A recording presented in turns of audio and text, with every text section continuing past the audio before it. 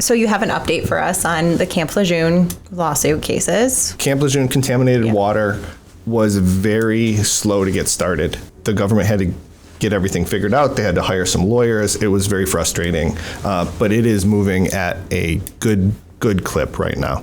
I think it just took them a while to get going, and everyone wants to move the cases along. So Camp Lejeune is broken up into 3 tracks of cases: track 1, track 2, and track 3. So the first track, the first group of illnesses, 5 illnesses, 100 cases were picked last fall. We have one of those cases. We're one of the law firms.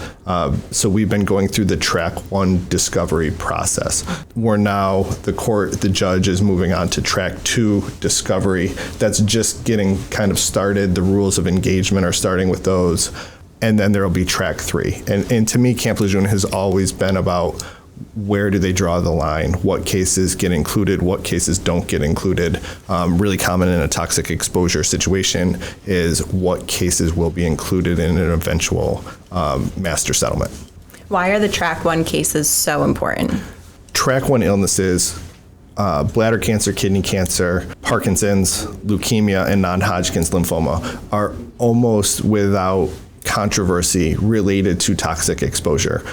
There are government's own studies that show folks that were at Camp Lejeune are at a higher risk of getting these illnesses. So that's a really good place to start, and that's what the judge said. We're going to start with the ones we know can be caused by toxic exposure and the type of toxic exposure that everyone was under who went to Camp Lejeune for this period from 1953 till 1987 at least. What does that have to do with the new information that just come out? Yeah, so there's a few important developments. One thing that we're looking at is called a motion for partial summary judgment.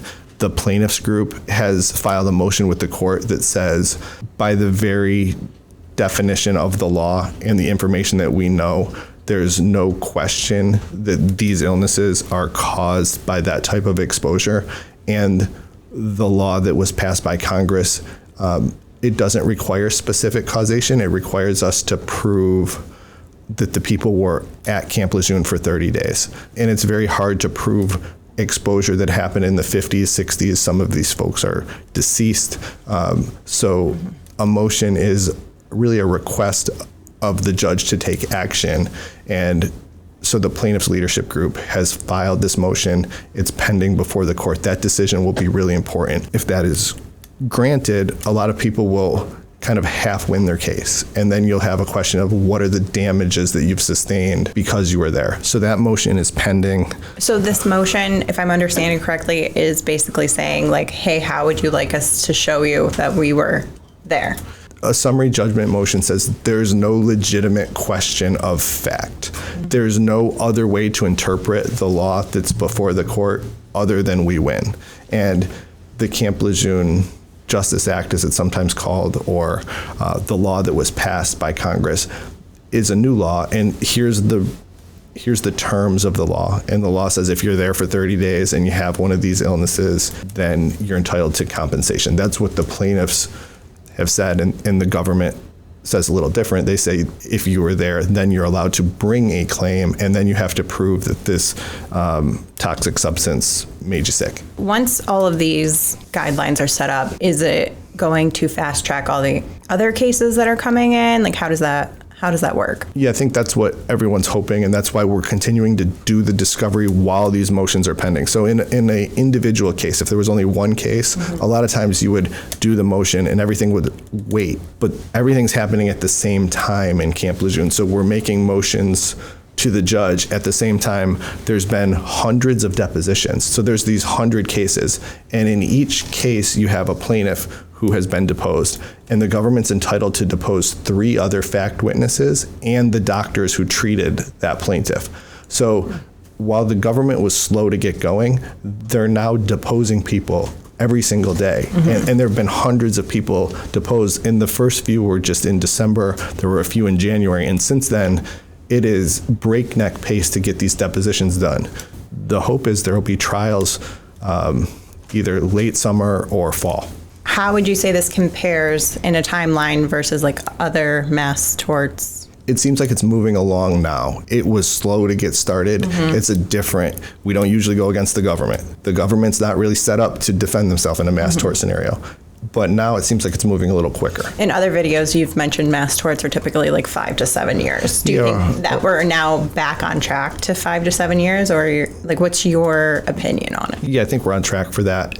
And we're going to know a whole lot more in the next 6 months in Camp Lejeune. And then once you get some trials, cases tend to settle. But it's hard to reach a resolution when no one knows what a jury may do with a case. Especially like something like this has probably never really been seen before. And I say juries, right now the law is bench trials. The judges said that plaintiffs are not entitled to jury trials. That's another motion that's pending for the court. It's called a certification of the jury trial issue. Why do you think that is, in your opinion? I don't know why. That's how the judges read the law. It gives the judges a tremendous amount of power. So the judge would be the finder of fact and the concluder of law. That gives them a lot of power to potentially resolve cases. That issue is going to be appealed. Another thing that would happen in kind of a normal case is you wouldn't continue to do discovery while you were trying to perfect an appeal on an issue, but they're asking for a certification so they can file the appeal. That is pending right now. Plaintiff discovery, the biggest thing going on in discovery are all of these depositions. They're getting through them relatively quickly. Judge has asked the parties to submit names for a settlement master. That's how they would work out the terms of a settlement. That doesn't happen overnight. So step one is the parties agreeing and the judge agreeing on who's going to be the person to broker that deal. Those names have been submitted. So I think the next step there is that the court may appoint someone to be a settlement master or mediator, sometimes they're called. I feel like that's not a job I would want to have. That's a lot of responsibility. I mean, the terms of these settlements are very long, very complicated, and a lot of thought has to go into it, and a tremendous amount of money at stake, tremendous amount of lives at stake. Typically, usually these settlement masters would be a retired federal court judge, someone with a lot of experience in a multi-district litigation scenario, but not always. That's what we'll be looking for over the course of the next couple months. We'll continue to try to update the Camp Lejeune and other lawsuits that we're working on. So if you're interested, you can like or subscribe. There's always information. We update our website pretty much weekly as there's updates that come along in Camp Lejeune. It's Robert King Law Firm. There's written updates there, and we try to link the documents so you can look at them yourself too.